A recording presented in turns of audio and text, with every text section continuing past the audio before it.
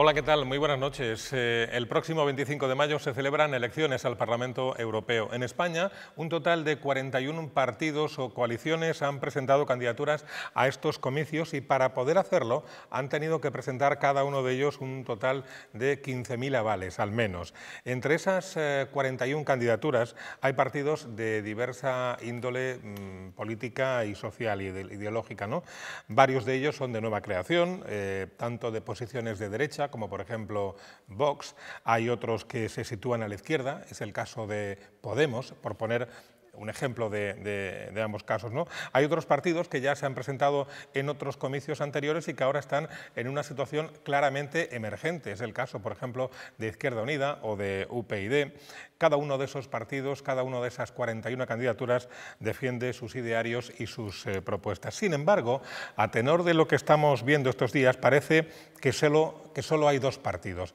Las maquinarias, las poderosísimas maquinarias de comunicación del Partido Popular y del Partido Socialista les hacen presentarse ante la sociedad como las únicas opciones válidas o posibles o viables o susceptibles de ser elegidas por los electores, valga la reiteración del término, ninguneando así a los partidos más pequeños.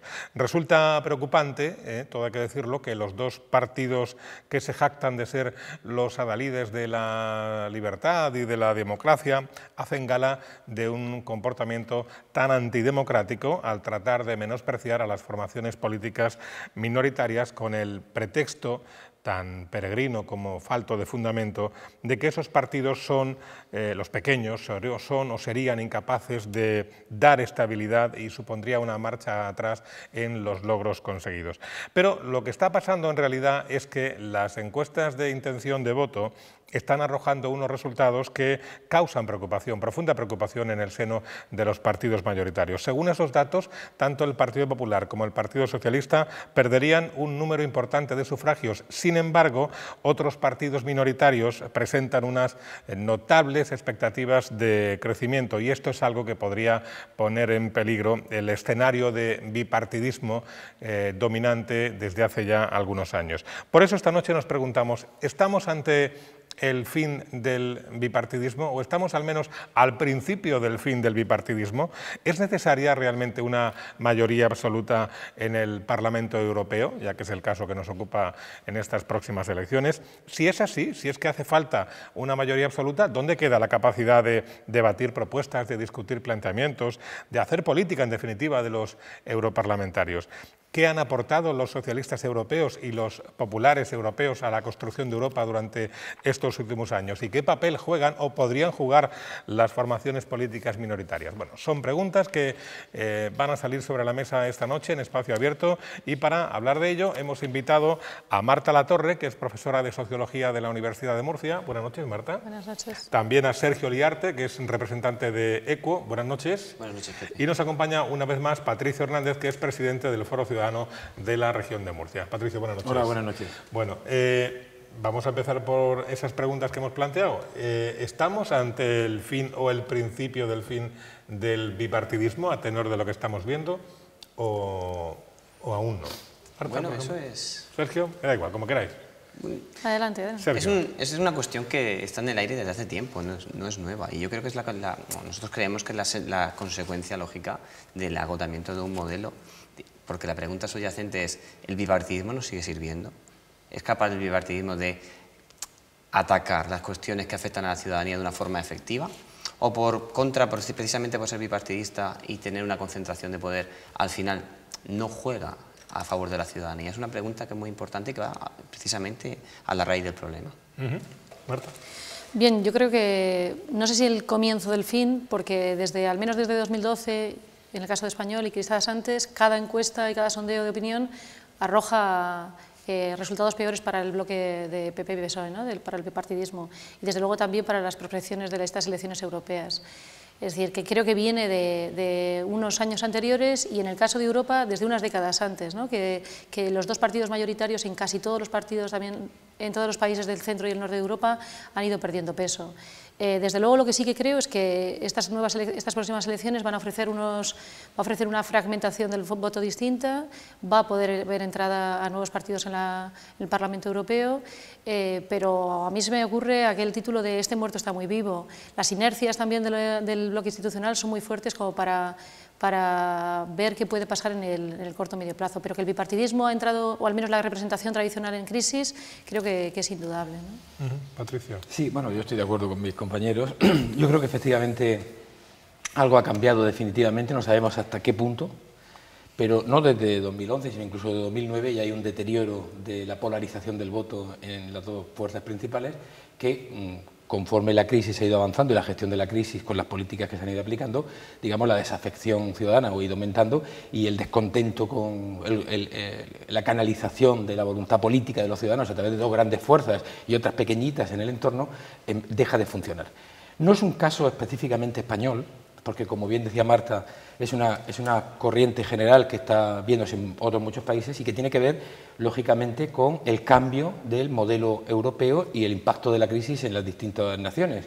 Es decir, la Europa del bienestar, el modelo social europeo, en los años en que funcionaba, permitía ser gestionado por dos grandes fuerzas, básicamente, ¿bien?, democristianos o populares liberales en un lado y socialdemócratas en otro, y otras fuerzas menores, pero estas dos fuerzas articulaban la derecha-izquierda tradicional.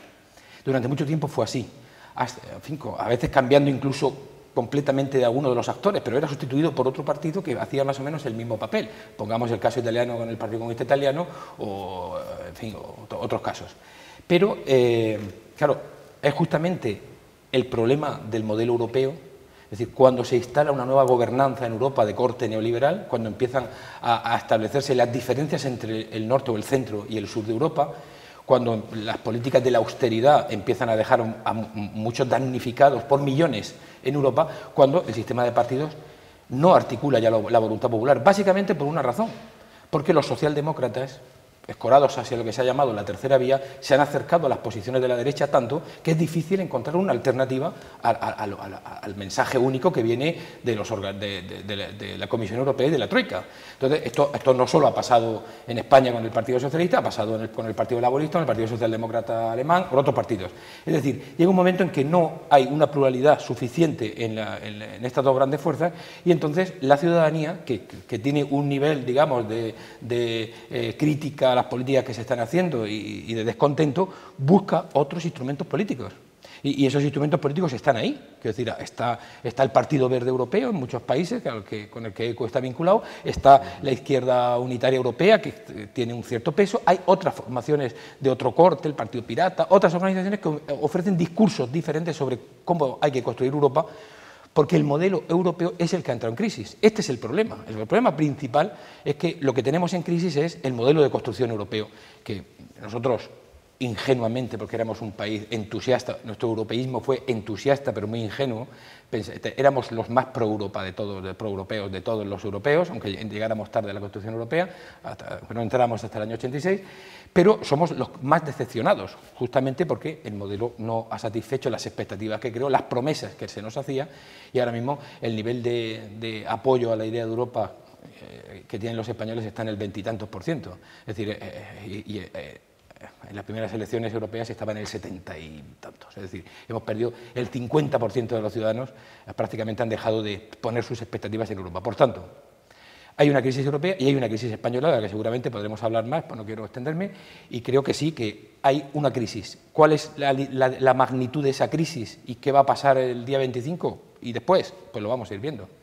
Sí, lo que pasa es que, por lo que decía Marta de que este muerto está muy vivo, la ciudadanía al final acaba sucumbiendo ante el mensaje amenazador, no sé si calificarlo así, de los partidos mayoritarios cuando dicen es que hace falta un gobierno fuerte para dar estabilidad, es que, en fin, crean inseguridad en un colectivo importante de la ciudadanía, que es lo que los hace seguir manteniéndose en esas posiciones preponderantes. No sé si opináis lo mismo o no. Bueno, ahí hay que sumar el factor abstención, que es muy grande y que va en aumento. Y este año creo que la estimación ronda en torno al 60% a las elecciones europeas. Entonces, ya nos podemos preguntar también, ¿es legítimo un comicio en el que el 60% del electorado no participa? Es una pregunta de un nivel superior. Pero específicamente el problema que tiene este mensaje del miedo es que también fomenta la abstención. Entonces, volvemos a retroalimentar este problema. Es una cuestión difícil de solventar y los grandes partidos, precisamente en el juego que hacen a los partidos pequeños, cuando atacan la supuesta representatividad que tienen, lo aprovechan, y lo aprovechan pues, en esta doble vertiente, la vertiente directa, del ataque directo hacia la capacidad que tenga la solvencia de este partido nuevo para solventar problemas, y luego hacia fomentando la abstención. Sí, yo más que nada me preguntaba, es decir, desde luego que el apoyo a los dos grandes partidos viene descendiendo en los últimos años y creo que lo veremos también en las próximas elecciones autonómicas y municipales y probablemente también en las nacionales.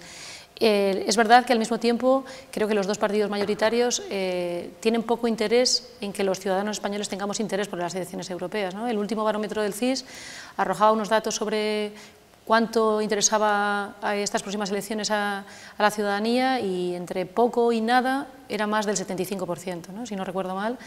Es decir, y creo que, pues, por ejemplo, el Partido Popular postergando la elección o anunciando la elección de candidato y el tipo de campaña que está ofreciendo los partidos mayoritarios hace que tampoco quieran movilizar mucho, ni a su electorado ni al ajeno, ¿no? Prefieren casi no perder nada, mejor quedarme como estoy antes que perder electores pensando probablemente en un enclave nacional o enclave autonómica. Pero yo creo que uno de los grandes problemas de cara a estas elecciones es la participación. Es decir, tradicionalmente España o la ciudadanía española no ha votado o ha votado mucho menos en las elecciones europeas, pero los resultados de este 25 de mayo probablemente sean todavía peores, ¿no? La intención de voto y la prospección que hay es nefasta, así que el alejamiento de Europa y de las elecciones creo que también está de alguna manera buscado o no sé si querido, pero desde luego no deseado por algunos partidos políticos, ¿no? Y la prueba de eso que dices es que buena parte del discurso de esta campaña electoral está centrado en otros temas que no son discutir sobre propuestas políticas europeas en materia de agricultura o de energía o de medio ambiente o de asuntos sobre los que el Parlamento Europeo sí que tiene competencia plena o parcial, ¿no? Se habla mucho más de política doméstica, ¿no? Sí, pero si te das cuenta, aunque en general la ciudadanía tiende a pensar, y así lo dice en las encuestas, que Europa domina sus decisiones y cada vez permea más las decisiones políticas de los gobiernos nacionales y sin embargo también siguen diciendo que van a votar en clave nacional, ¿no? Es decir, castigando por la corrupción nacional, castigando por la opacidad de las decisiones políticas, castigando por medidas legislativas nacionales, así que tampoco sé si queda muy claro cuál es lo que la gente ve en Europa o qué decide Europa, ¿no? Pero esto parece que es consecuente, de hecho, con el proceso de consolidación del sistema político europeo, porque este proceso conlleva una disolución, podríamos decir, del peso de los partidos nacionales. Entonces, parece muy sensato por su parte intentar mantener su peso. ¿Cómo puedo conseguir esto? Pues desarrollar, aunque sea una campaña de nivel europeo, desarrollar mi campaña de comunicación a nivel local. De esta manera la percepción del ciudadano es, bueno, es que la importancia de lo que me están ofreciendo, de la información que me dan, me afecta en mi día a día. Y la realidad es que unos comicios como los europeos tienen ese impacto igualmente, porque la mayoría de las normativas que se implementan de nuevo en nuestro día a día, en nuestra legislación, vienen de la adaptación de las nuevas normas europeas. Y la realidad es que sí, estamos haciendo una campaña en clave europea, pero con impacto local. Pero quizás el foco sí que es verdad que es erróneo, porque deberíamos poner el foco en un punto intermedio entre lo hiperlocal que parece que quieren fomentar para mantener su peso político y la representatividad que vamos a tener en el Parlamento Europeo. Claro, aquí lo que ocurre es que son los mismos partidos que los que se presentan a las elecciones europeas que los que se presentan en el ámbito nacional y territorial, regional o local. Y además es la primera vez que, después de 2 años de ajuste duro por parte del gobierno de Rajoy, hay un proceso electoral. Es decir, ahí está esta especie de mezcla que señalaba Marta. Cuando se ha preguntado, se ha sondeado cuál es el nivel de motivación de los ciudadanos, en qué se van a fijar, lo que han dicho los estudios es que aproximadamente el 65% de los ciudadanos están motivados por razones domésticas y solo un 15% son razones europeas. Es decir, realmente Europa está ausente del debate, muy ausente del debate. Esto es posible porque hay un nivel de desconocimiento abrumador del problema europeo, de la construcción europea, de las políticas europeas, del alcance, del funcionamiento institucional de Europa. Se ha hecho el barómetro exactamente de otoño de la Unión Europea, dice que los españoles tienen hasta un 81% de los ciudadanos de España tienen un elevado desconocimiento autodeclarado acerca de los asuntos europeos. Es decir, 8 de cada 10 ciudadanos no saben prácticamente nada de Europa. Y frente a eso, en vez de hacer pedagogía e intentar dar información, elevar el nivel del debate, suministrar argumentos que sean interesantes para, ya que estamos sujetos a muchas determinaciones que provienen de Europa, que nos afectan y nos obligan a hacer ciertas cosas, dicen los gobiernos, y que nos imponen, en fin, políticas concretas, a veces muy impopulares, deberíamos de conocer todos un poco mejor lo que nos jugamos en Europa. Pero ya veis que 8 de cada 10 ciudadanos no tienen ningún interés y cuando terminen las elecciones van a saber lo mismo, es decir, casi nada. Pero es que el nivel de desconocimiento en Europa también es alto. Es decir, el promedio de la Unión Europea es del 69%. Es decir, no es es decir, aquí es más acusado, pero no es llama la atención una cifra tan alta del 69% de desinterés, digamos, de desconocimiento de los ciudadanos europeos sobre lo que está en juego. Es decir, ¿qué indica esto? Porque el proceso de construcción europea es un proceso y un proyecto muy de pequeñas oligarquías, muy tecnocrático, alejado de los intereses de la ciudadanía, ajeno, cuando no hostil, a los intereses de los pueblos de Europa, y esto tiene una repercusión inmediata a nivel del interés ciudadano por estos comicios. Por tanto, y la segunda razón, también la ha señalado Marta, creo que no hay ningún interés por parte de los grandes partidos en movilizar ampliamente al electorado e incentivar la participación. Ahí, digamos, se cumple el expediente de poner unos anuncios y unos cartelitos cada vez menos y hacer unos tímidos debates, en fin, lo mínimo para que parezca que hay campaña, porque básicamente la apuesta es por movilizar al electorado más fiel de estos partidos, que con esa abstención tan espectacular se calcula que hasta 22 millones de españoles pueden no ir a votar el 25 de mayo. 22 millones de españoles, que por distintas razones no van a ir a votar, dicen los sondeos diferentes. Es decir, una minoría movilizada, más, digamos, fan y más hooligan de sus propios partidos, puede dar un efecto de representación en cuanto a la composición de los eurodiputados muy alto. Es decir, en las últimas elecciones europeas, me hace que habían 50 eurodiputados los que correspondían a España y los dos grandes partidos se llevaron 40, ahora podrían quedarse más o menos en el entorno de 40, aunque los eurodiputados son 54. Es decir, se mantendrían con una participación muy baja, es decir, el voto directo que obtendrían los grandes partidos, directo de los ciudadanos censados, no de los que participen, sino de los que tienen derecho a voto, estaría por debajo del 30%. Es decir, vamos a tener una representación mayoritaria, muy mayoritaria, polarizada en torno al PP y al PSOE, que van a llevarse, desde luego, la mayor representación, con un nivel de voto de los ciudadanos a esos partidos muy bajo. Es decir, esto es lo que también está en juego. Claro, por tanto, lo que hay que decir a los ciudadanos, los que están cabreados, los que están disgustados con la política que se está haciendo, es que la abstención es lo que quieren los grandes partidos. Por tanto, si lo que quieres es, estás cabreado, estás disgustado con las políticas que nos están aplicando desde el último gobierno Zapatero al gobierno de Rajoy, lo que tienes que hacer es justamente lo que no quieren que hagas, que es ir a votar. Esto es lo que les duele a los grandes partidos, que la ciudadanía se pueda movilizar e ir a votar, porque eso puede, un porcentaje no muy importante de ciudadanos que decidan en el último momento ir a votar, pueden dar un vuelco electoral en los niveles de participación que están previstos. Por tanto, yo claramente animo a los ciudadanos a que se piensen muy bien qué van a hacer el día 22 y que sacrifiquen la playa y vayan a emitir un voto, porque ese voto va a tener un valor añadido mayor que probablemente que otros muchos procesos electorales. El peso específico de un voto individual va a ser mucho más alto justamente porque el universo de votantes va a ser bastante pequeño. Que vayan a votar y, como decíamos el otro día en otro programa, que lean los programas electorales. Hombre, si no van a leer los 41 de las 41 candidaturas que hay en España, pero que no lean solamente lo de los 2 programas electorales que parece que solamente son los únicos que existen. Y estábamos hablando del posible fin del bipartidismo. Durante estos años, la contribución de los socialistas europeos y de los populares europeos a la construcción de esta Europa que todos deseábamos ha sido decisiva. Ha habido aportaciones importantes. El otro día, en otro programa, hablando de temas medioambientales, bueno, decíamos que en el caso de la región de Murcia sí hemos tenido algunas noticias en materia de medio ambiente procedentes de la Unión Europea que incluso en algunos casos han sido positivas para la región de Murcia. O sea, que ha habido temas en los que, bueno, sí, la valoración puede ser positiva, pero en líneas generales, los socialistas europeos y los populares europeos han contribuido decisivamente a la construcción de esta Europa que queremos todos. ¿Qué opinión tenéis? Bueno, yo creo que fundamentalmente después de la Segunda Guerra Mundial el gran pacto social que establecen socialdemócratas, demócratas cristianos, ayuda en términos de cohesión social, de incorporación de las clases trabajadoras a derechos de ciudadanía básicos y durante unos años creo que esa coalición sirvió para los intereses de amplias capas de la ciudadanía, ¿no?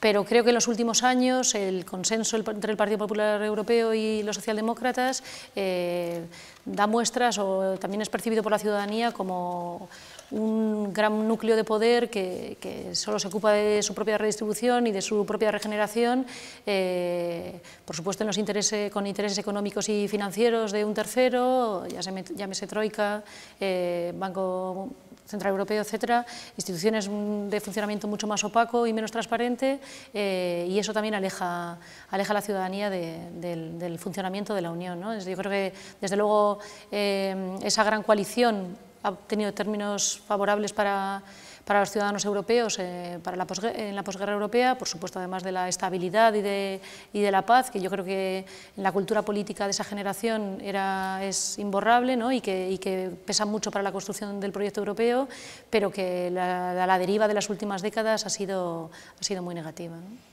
¿Tú qué opinas, Sergio?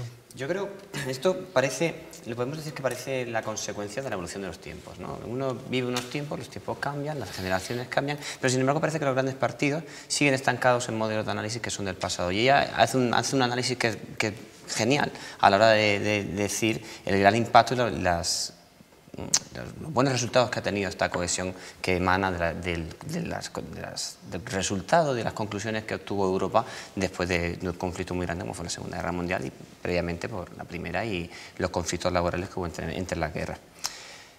¿Qué pasa? Es indudable que tanto la derecha europea como la izquierda europea han contribuido a la formación de este Estado en el que estamos actualmente, pero parece que están muy estancados, que no son capaces de evolucionar, de hacer un análisis de los tiempos en los que corremos, porque la realidad es que la máquina económica del mundo, la máquina medioambiental del mundo se ha roto, lo podemos decir claramente. Tenemos problemas de gestión de recursos energéticos, tenemos problemas de gestión de recursos financieros, que son una consecuencia directa de la gestión de recursos energéticos. Tenemos consecuencia de estos problemas de gestión de recursos, tenemos problemas sociales.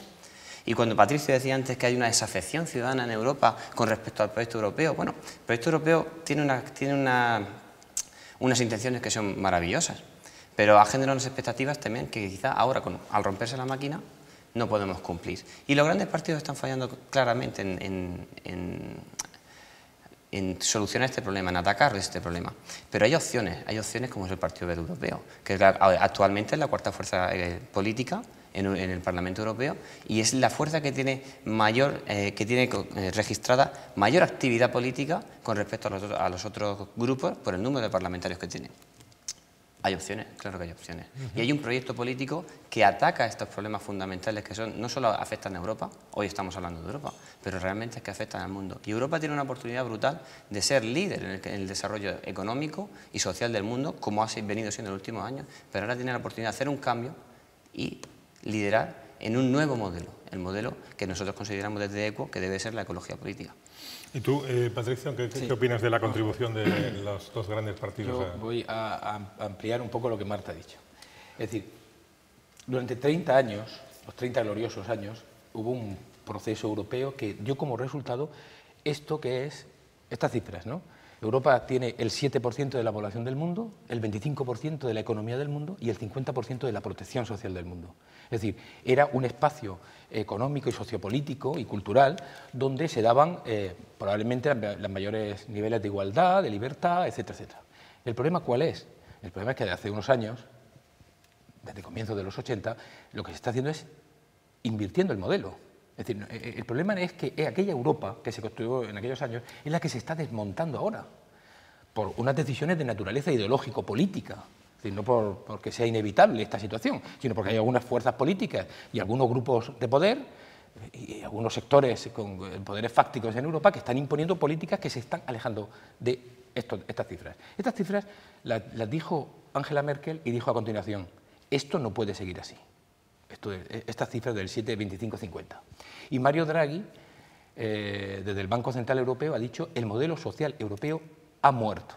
Es decir, hay algunos nos han llamado golpe de Estado, otros han llamado un giro copernicano. Europa ha girado en los últimos 30 años, 20, 30 años. ¿Y en qué dirección está girando? Pues en la dirección de liberalizar, de privatizar, de abrir a los negocios, de dar libertad al capital financiero. Vamos a ver, esta Europa, con esas cifras, es la que ha entregado 500.000 millones para rescates bancarios y ha puesto 6.000 millones para empleo juvenil, que es uno de los problemas más graves que tiene la Unión. Es decir, hay un cambio de políticas y hay unas mayorías que gobiernan Europa, las mayorías de los gobiernos europeos, que determinan poderosamente el funcionamiento de Europa directamente a través del Consejo Europeo e indirectamente pues, de otras muchas maneras. Es decir, y esto es lo que está ahora mismo en juego, por eso los ciudadanos tendríamos que estar muy alertas y tener un nivel de conciencia muy clara de lo que nos estamos jugando. Se trata de que nos están cambiando el modelo. Y el modelo que están cambiando es un modelo que es menos democrático, que tiene menos justicia social, que deteriora servicios públicos, que deja excluidos a mucha gente, que cada vez los millones de parados, de pobres en Europa están aumentando en todos los países de la Unión Europea.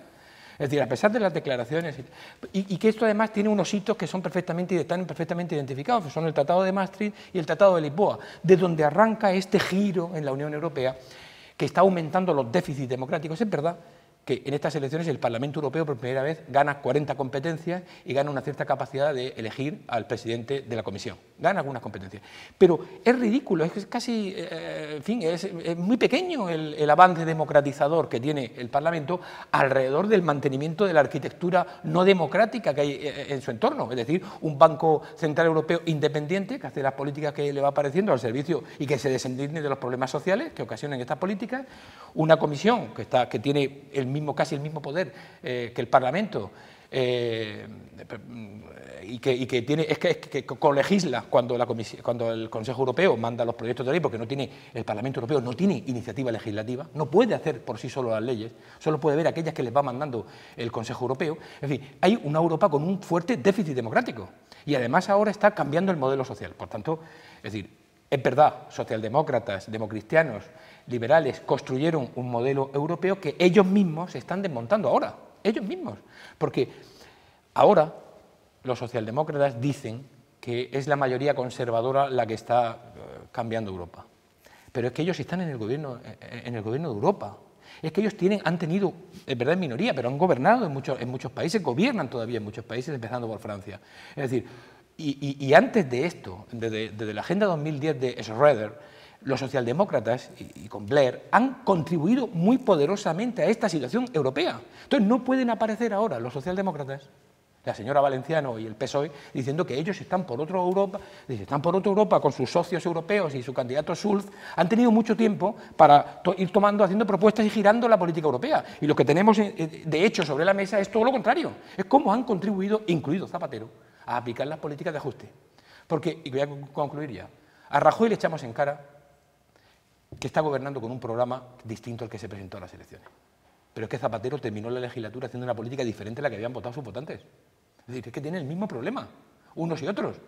Y yo no digo que sean los dos partidos idénticos, no son idénticos. Hay algunas diferencias importantes, desde luego en política educativa, en política social, en derechos civiles. Es posible que encontremos algunas diferencias, pero el nivel de coincidencias es amplísimo. Es decir, cuando llegas al terreno duro de la economía, las coincidencias son enormes y que hay otros muchos campos, pongamos la memoria histórica, todavía arrastrando problemas no resueltos, como un país segundo del mundo que tiene más enterrados, asesinados en las cunetas después de haber tenido tantos años de gobierno socialista.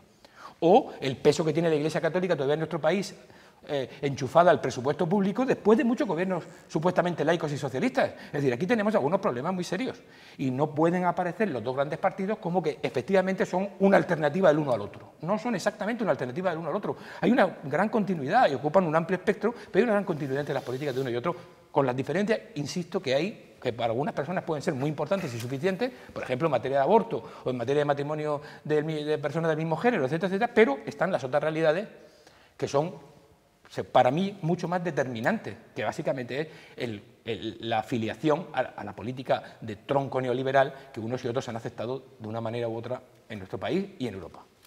Más que alternativa, a veces habría que hablar de complemento entre ellos, entre ambas formaciones políticas. Vamos a hacer una pausa publicitaria y a la vuelta seguimos hablando sobre las elecciones europeas. Es la primera parte, este programa de hoy es la primera parte.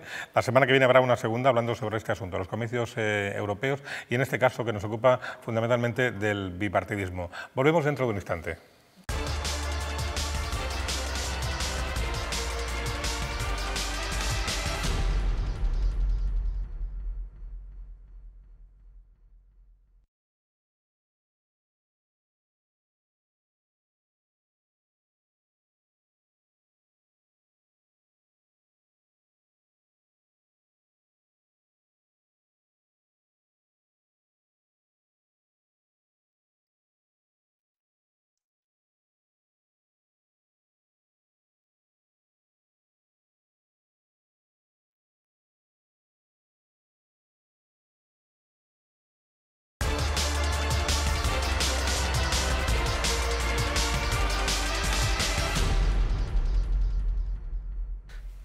Segunda parte del espacio abierto de esta semana. Estamos hablando de las elecciones europeas y preguntándonos si estamos al fin o al principio del fin del bipartidismo, y tenemos como invitados a Patricio Hernández, presidente del Foro Ciudadano de la Región de Murcia, a Marta Latorre, profesora de Sociología de la Universidad de Murcia, y Sergio Liarti, que es representante de EQUO. Hemos estado durante los primeros minutos hablando básicamente de las políticas practicadas por los dos grandes partidos mayoritarios, y ahora convendría que nos preguntáramos qué papel pueden jugar, porque claro, Partido Popular y Partido Socialista, ya lo hemos dicho antes, se están encargando de decir a los cuatro vientos que los partidos pequeños que si no tienen programa, que si no tienen solvencia, que si pondrían en peligro la estabilidad y los logros que se han conseguido hasta ahora. Pero bueno, yo quería saber vuestra opinión. ¿Qué pueden aportar los pequeños partidos políticos a la construcción de Europa de cara a las elecciones del día 25 de mayo? ¿Es verdad que no tienen programa? ¿Es verdad que no tienen ideas, que no serían capaces de, no sé si gobernar, pero de aportar sus propuestas a la política europea? A ver, opiniones. Sergio, empezamos. Tú representas en este caso a EQUO. Esto no es un debate electoral, pero bueno, ha venido Sergio en representación de EQUO y alguna opinión tendrá al respecto. Tenemos que aprovechar la oportunidad porque no solemos tener mucha cobertura en los medios. La realidad es que, bueno, nosotros al EQUO, en estos comicios, participa formando una coalición, que somos un grupo de una coalición de 10 partidos diferentes, que somos partidos minoritarios en España, de los cuales el que tiene mayor representatividad ahora mismo sería EQUO en cuanto a número de votos alcanzados en los últimos comicios, pero tenemos también con nosotros como socios Compromís, que es una coalición valenciana, en la que van los socios verdes valencianos, y ellos sí tienen actualmente representación en la administración, en la política española. La realidad es que nuestra parte, la parte que tenemos nosotros, no somos un partido pequeño. Somos, como he dicho antes, la cuarta fuerza política en representación en el Parlamento Europeo. Y el que ha tenido mayor participación y mayor ejercicio de trabajo en el Parlamento en relación al número de europarlamentarios que tenemos actualmente, 60. Estamos seguros de que vamos a ir a más. Pero es que, a más, la solvencia de nuestro grupo parlamentario europeo está avalada por la participación de los verdes alemanes en coalición con el gobierno central alemán, y estos mismos verdes alemanes pertenecen al Partido Verde Europeo, y símbolo de ello es que nuestra candidata a presidenta de la Comisión, Ska Keller, viene de Alemania, viene de esta experiencia democrática de participar en coalición en Alemania. ¿Qué capacidad tenemos nosotros de maniobrar? Pues evidentemente dependemos del número de europarlamentarios que terminemos obteniendo. Pero lo que sí tenemos es la capacidad de aportar nuevas ideas y aportar nueva capacidad de negociación en el Parlamento Europeo. ¿Qué pedimos nosotros? Nosotros pedimos negociar cosas que la ciudadanía nos demanda. Pedimos negociar la deuda que tienen los países contraídos. Pedimos acabar con el manido concepto de la austeridad. ¿Es necesaria esta austeridad en Europa? ¿Es necesario recortar los servicios sociales y las prestaciones públicas? Nosotros pensamos que no, nosotros pensamos que podemos hacer las cosas con el mismo dinero, incluso con menos, pero se puede hacer muchísimo mejor. Queremos atacar un problema de raíz, que es el problema de la crisis energética, que se está asolando Europa porque es fundamental. La energía es el alimento del tejido económico, y si tenemos una crisis energética, tenemos un problema en nuestra capacidad de seguir manteniendo este estado de bienestar europeo. Esos son nuestros pilares de funcionamiento de cara a nuestra capacidad de trabajar en Europa. Marta, ¿tú qué opinas? A ver, yo creo que desde luego las nuevas fuerzas, nuevos partidos que están apareciendo para las elecciones europeas y que pueden tener un recorrido más allá de estas, me parece positivo, por dos razones principalmente. Primero, porque a diferencia, bueno, algunas de ellas porque son proeuropeas, es decir, lo que quieren es más Europa y quizás otra Europa, a diferencia de otros partidos que son euroescépticos o directamente eurófobos. Creo que buena parte de estos partidos, y sobre todo los que se sitúan a la izquierda, quieren construir Europa o otro proyecto europeo, ¿no?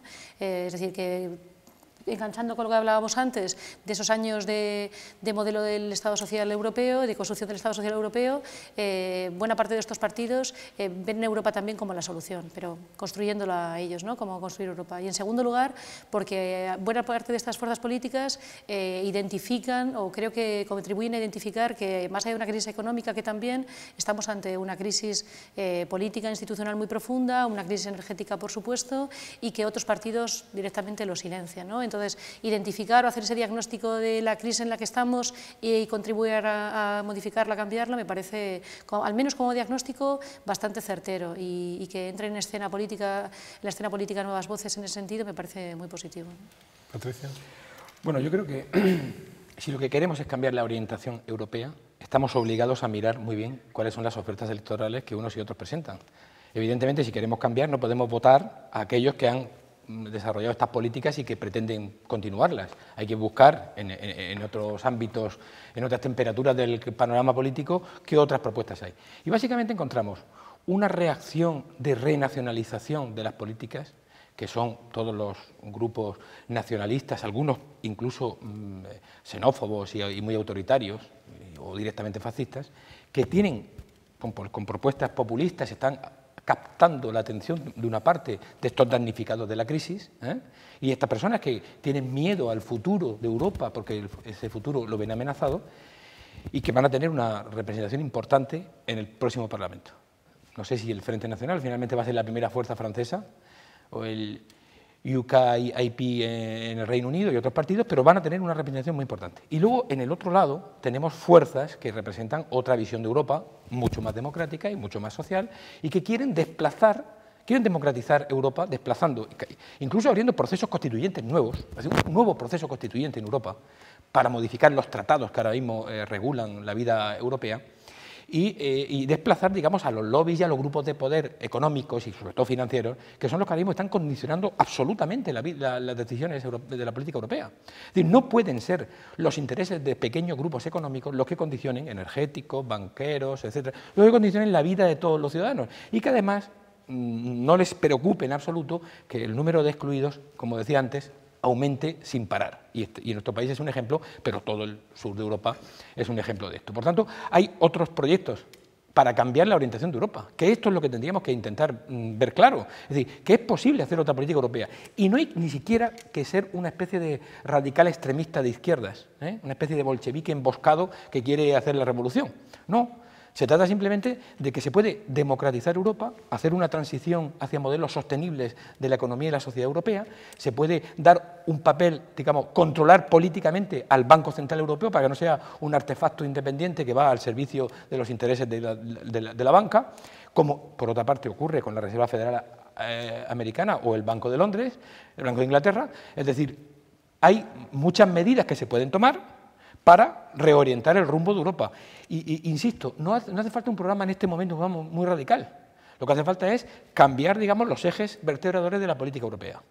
Y eso tiene que venir, desde luego, por algunas medidas de crear, digamos, instrumentos para la política europea, ¿no? Instrumentos fiscales, instrumentos de unión bancaria, otros instrumentos que necesitamos para poder hacer otra política. En este momento no tenemos los instrumentos y no podemos hacerla. Y si seguimos sin tenerlos, vamos a seguir profundizando en esta situación. Una situación que es horrible para el sur de Europa, porque hay dos Europas ahora mismo ya. Hay una fractura, y hay los países centrales y los aliados de Alemania, y luego están los países del sur de Europa, añadiéndoles Irlanda, que estamos en otra situación muy diferente. Mientras que no cambie algo sustancial, en el futuro se reproducirán siempre estas situaciones. Podrán amenazarnos subiendo la prima de riesgo para que recortemos políticas sociales, para que hagamos los ajustes internos que antes hacíamos devaluando la moneda y ahora, como no tenemos moneda, lo hacemos devaluando el empleo y devaluando los derechos de los ciudadanos.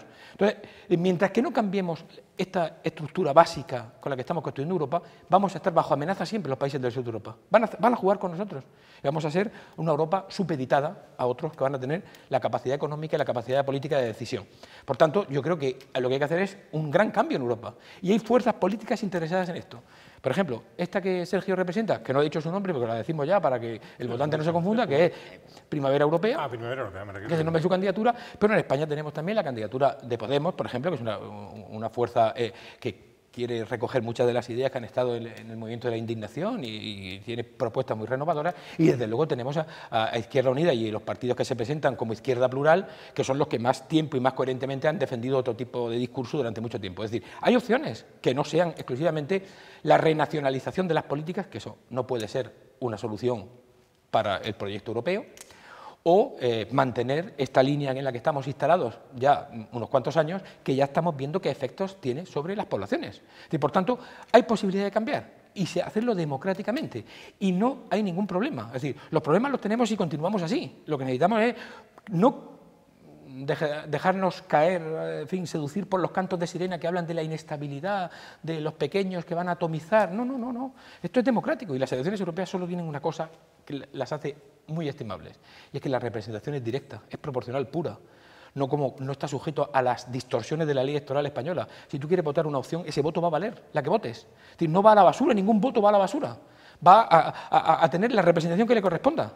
Habrán algunos restos que no se quedarán sin representación, pero en general todos los votos valen. Entonces, por tanto, hagamos el esfuerzo de votar y miremos muy bien qué votamos e identifiquemos qué es lo que queremos. Si queremos seguir así, pues ya sabemos a quién tenemos que votar. Si queremos corregir la política europea, pues hay otras opciones que merecen que sean consideradas por los electores.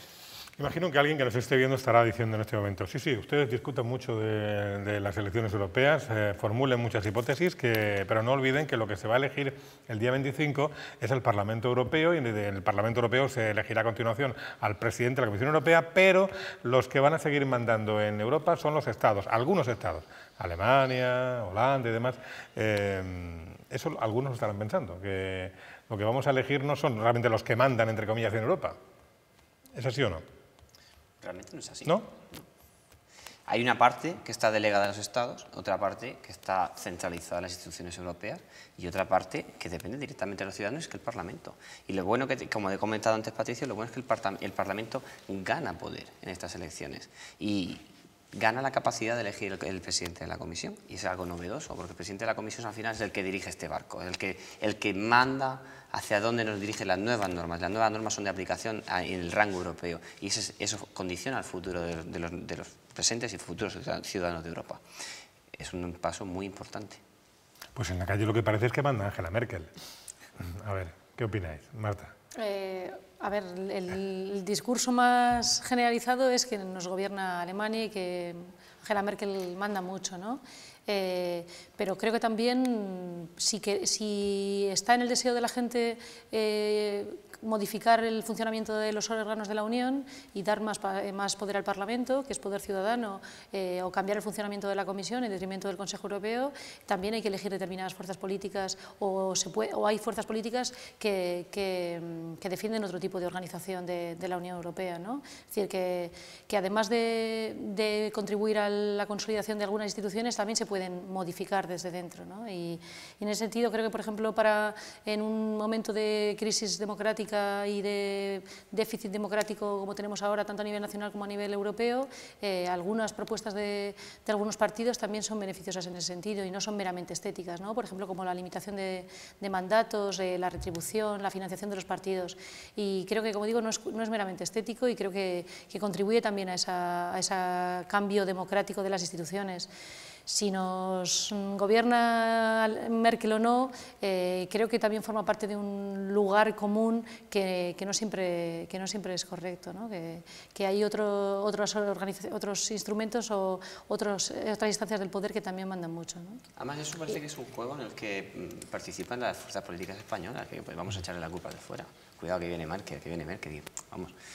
la ciudadanía parece que también entra al juego. Y Merkel no es la responsable de la aplicación de las políticas de la Troika en España. Merkel puede dar un consejo bajo la mesa o encima de la mesa, puede participar dentro de una negociación, pero ¿quién termina aplicando las políticas? No es ella, termina siendo los dos partidos mayoritarios, que son los que controlan el espectro parlamentario en España. Eso hay que tenerlo muy claro. Y de cara al proceso de formación de Europa y estas elecciones concretas, hay que tener muy presente que Europa es joven. El proceso de formación de Europa como un ente supranacional, un futuro Estado federal, es muy reciente, es novedoso. En el caso de Estados Unidos, la consolidación del proyecto americano tomó casi 100 años. Y no está exento hoy en día de las discrepancias. Como hace un par de años el gobernador de Texas amenazaba con la secesión porque no estaba contento con las políticas que estaba haciendo el gobierno federal. Las tensiones son una condición fundamental para el desarrollo de un proyecto y en este caso nosotros no estamos exentos. Y como bien apuntaba Patricio, la participación ciudadana y como voto directo y la consolidación del Parlamento Europeo, por tanto, es el instrumento que tenemos los ciudadanos para poder colaborar y poder dirigir en este proceso formativo. Sí, perdona, Marta. No, creo que desde luego Sergio está correctamente apuntando a que dirigir la responsabilidad de las decisiones políticas fuera de nuestro país también está siendo muy buscado por algunos partidos, ¿no? O sea, viniendo precisamente aquí me he fijado en alguna de las farolas de la propaganda electoral y he visto cómo alguno de los partidos difumina la cara de sus propios líderes, ¿no? O sea, que parece que ni siquiera quieren que sepan que están ahí o que se presentan, y es muy significativo. Desde luego creo que los expertos en comunicación política lo habrán elegido con mucho tino, que parece que casi prefieren que el elector piense y el ciudadano piense que la responsabilidad está fuera y que nosotros solo vamos un poco como de tapadillo, ¿no? O sea que... Aunque, por curiosidad, aunque no lo digas tú, lo digo yo, ¿te refieres a esas vallas azules que hay en las que aparece Arias Cañete como si fuera una aparición? Sí, es una sombra, o sea que parece que está buscado. Normalmente la propaganda electoral y, en fin, los expertos en comunicación política quieren resaltar las virtudes de los candidatos, ¿no? Y aquí directamente pues han hecho una sombra. Entonces me llama la atención que por eso también, como decía al principio, ¿no? Que parece que quieran pasar de puntillas por la campaña, ¿no? Lo de Virgencita que me quede como estoy, mejor que proponer algo en la campaña, ¿no? Bueno, parece que hay personajes políticos que se toman la campaña europea como un posible retiro, como un posible el más allá, y quizás esta aparición de Arias Cañete... Sí. Patricio, vamos a ver. A mí me parece que jugar al todo o nada no tiene sentido respecto a Europa. Es decir, si Europa no es exactamente la que nosotros queremos y tal, pues yo no voy a votar, me quedo en mi casa y tal, porque Europa va a seguir funcionando sin nosotros, sin cada uno de nosotros, porque no vayamos a votar, Europa no se va a caer, incluso si no votan 22 millones de europeos, de españoles en las elecciones europeas. Es decir, van a seguir funcionando las instituciones europeas, haciendo directivas, tomando decisiones, la troika, los hombres de negro van a seguir viniendo, etcétera, etcétera. Por tanto, más vale utilizar los espacios que tenemos ganados para la democracia e intentar ensancharlos. Los espacios para la democracia no solo son el voto, esto es lo primero que hay que decir, ¿eh? Es decir, la población utiliza todos los recursos, los pueblos, las democracias, utilizan todos los recursos a su alcance. Por ejemplo, la movilización ciudadana, la protesta en la calle, de los distintos movimientos sociales, etcétera, etcétera, es muy importante a la hora de forzar cambios en las políticas de los gobiernos y las políticas europeas. Por tanto, creo que no hay que reducir la democracia ni siquiera al ejercicio del voto. En segundo lugar, hay que reconocer que, desde luego, que incluso la abstención, para quien quiera utilizarla, es un recurso democrático. Es decir, uno puede elegir la abstención. Yo no la voy a elegir.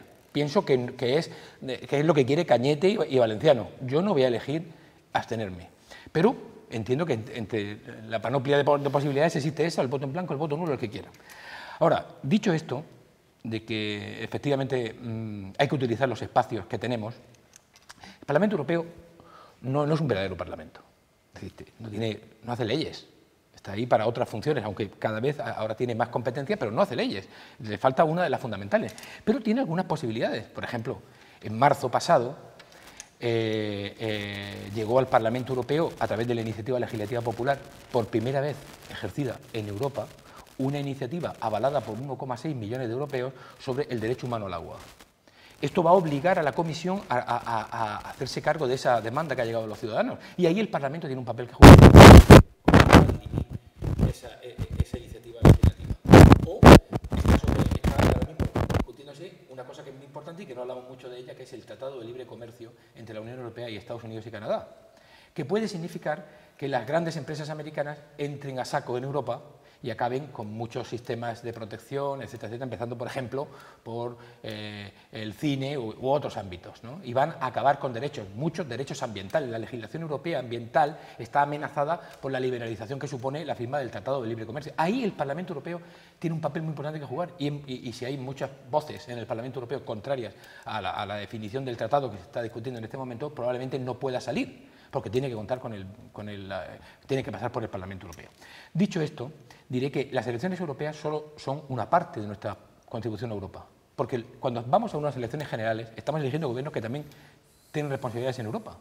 Incluso me atrevería a decir que probablemente el cambio en Europa vendrá a través de algunas elecciones generales. Por ejemplo, si Alexis Tsipras, el candidato que ahora es de la Izquierda Unitaria Europea, pero que es el candidato de Syriza, que tiene opciones de hacerse primer ministro en las próximas elecciones generales en Grecia, este candidato ha dicho que va a negociar una quita del 50% sí o sí de la deuda griega, o si no, no pagan y abandonan la Unión Europea. Es decir, es un acto de fuerza el que puede hacer la mayoría parlamentaria y gubernamental, si está en manos de Tsipras, en Grecia, que puede conmocionar toda Europa. Es decir, puede ser que algunos países europeos tengan en este momento capacidad de corregir desde los gobiernos nacionales la política europea, pero necesitan también que en el Parlamento Europeo se haga eco de estas propuestas. Necesitan que haya una representación de los ciudadanos, directamente elegida por los ciudadanos, que diga, levante la voz también en esta dirección, de que hay que cambiar algunos elementos fundamentales del modelo europeo que se quiere de este proyecto de contrarreforma en la que estamos instalados. Por tanto, creo, hay que utilizar los espacios democráticos, hay que ir a votar, hay que mirar muy bien a quién se vota y hay que tener en cuenta que no solo se hace Europa a través de los europarlamentarios, sino también cuando vayamos el año que viene en las generales a elegir el gobierno de España, vamos a elegir una parte que es miembro del Consejo Europeo y que determina muy poderosamente también las políticas que se hacen y cómo se transcriben las políticas europeas aquí, si tragan más o tragan menos.